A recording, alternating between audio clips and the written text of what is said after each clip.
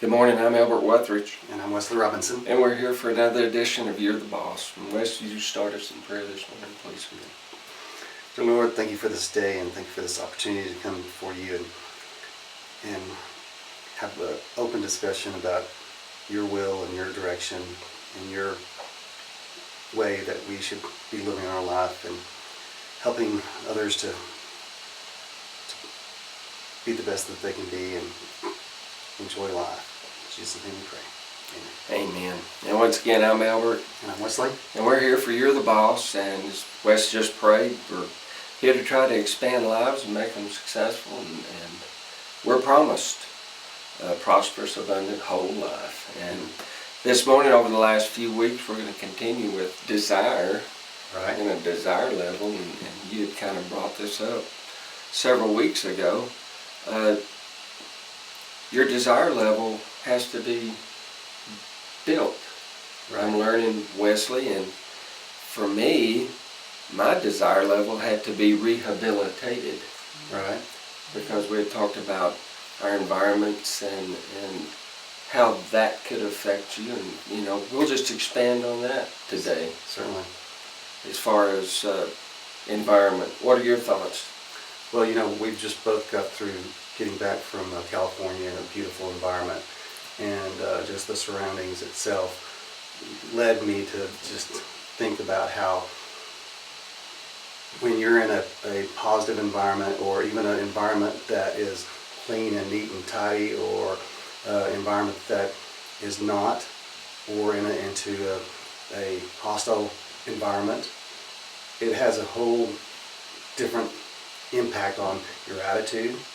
It has a different aspect of your objections and your goals. And so just being in a good place with yourself makes a difference for me. I know whenever I get up in the morning, one of the things we've talked about is those habits. Mm-hmm. And in your environment, if I do things that are not healthy or that are not positive in my life, those things really have a direct impact on my day. So if I go without doing something that makes my day good by kissing my wife in the morning or before I go to bed, if that does not happen, that affects my whole environment, my whole attitude. Mm-hmm. And we had worked off a vision since January, and now we're talking about habits, and now we're talking about setting the stage, right, so to speak, for a day. Right.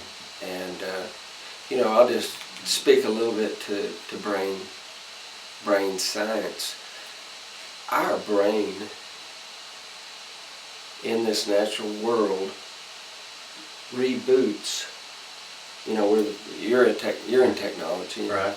You're a technology mogul as far as I'm concerned, but our brain reboots. Its default is negativity.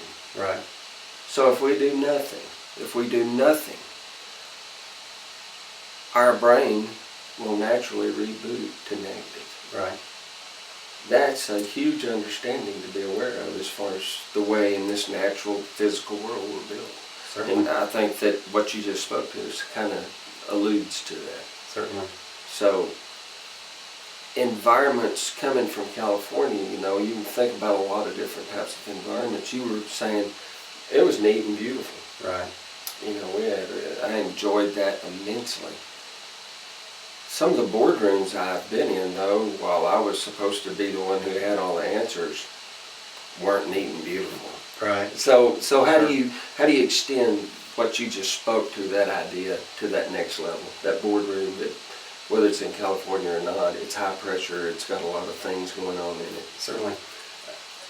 One of the things I think about is preparation, and going into it with the agenda and with a plan, and realizing that you have a lot of people's attention and you have a lot of people's time, and you're spending a lot of your efforts making sure that that's successful. And a lot of organizations, they get burned out on meetings because they're not very well planned, they're not very well set up, and my biggest thing is being prepared for those meetings and making sure that I have addressed all the different issues that I think needs to be addressed, that I keep it on the positive side as much as possible, and really make it effective. And I hear you're speaking timeliness and respect. Right.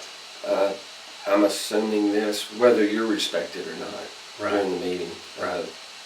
That big picture, that vision that we've extended from January, all those things that you spoke of earlier in that particular meeting for those particular topics. Right.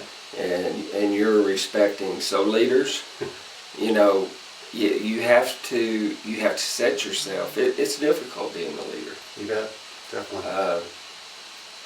Everyone doesn't agree all the time. That would be a perfect world. That would be a perfect environment. But you're building in respect for Right. other people.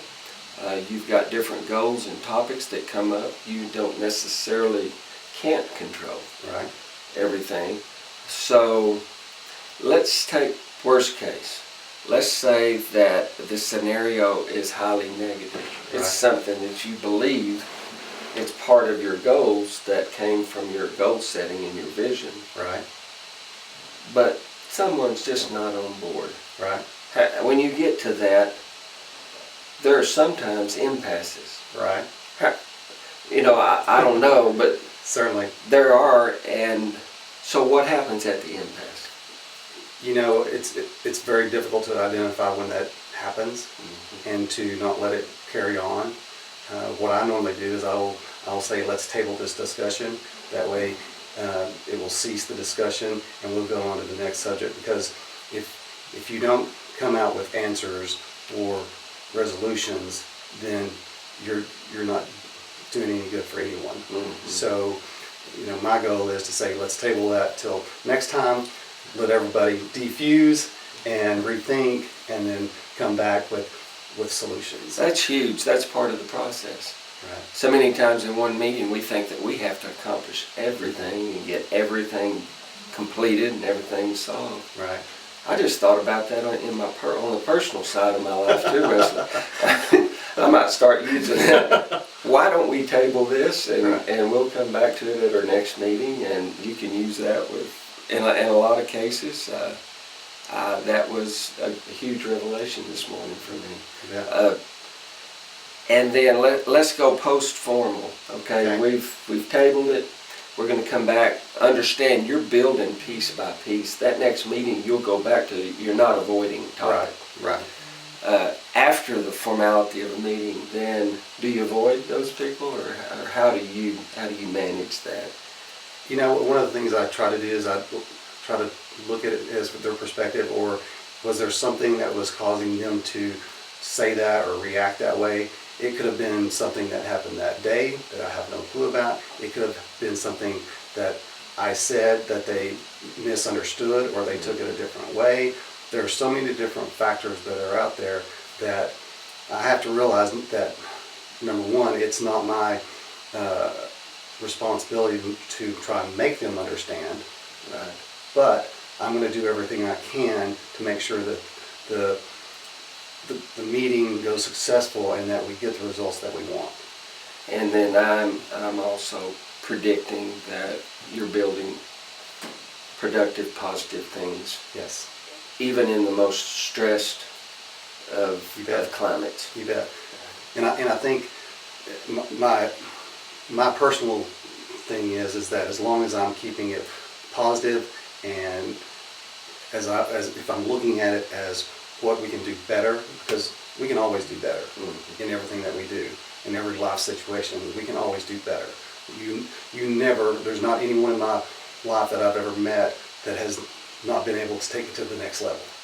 And want to do better. Right. And so to kind of transition back to that desire level. Right.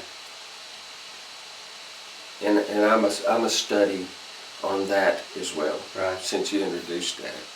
That desire level is being rebooted and rebuilt all the time. You deserve Right. this level. Right. You bet. You deserve a higher level. That's right. And so as you go through these, don't lower your deserve level. That's right. keep it up high. And remember, it all starts here. You bet. And as we move on, we keep it positive. We keep our desire level high.